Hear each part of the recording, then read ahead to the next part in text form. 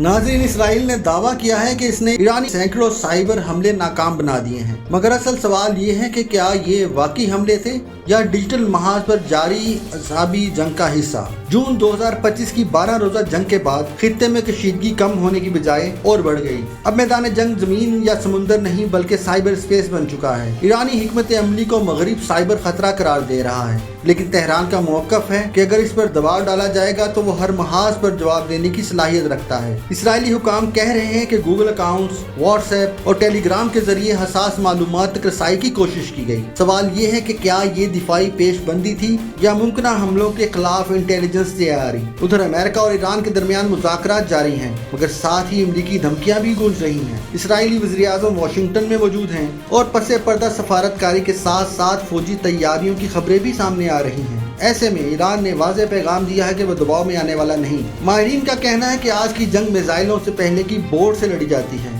अगर कशीदगी इसी रफ्तार से बढ़ती रही तो साइबर हमले किसी भी वक्त हकीकी तसादुम का पेश खेमा बन सकते हैं। जंग के बादल मंडरा रहे हैं और डिजिटल दुनिया में होने वाली हर चिंगारी खित्ते को आग में धकेल सकती है।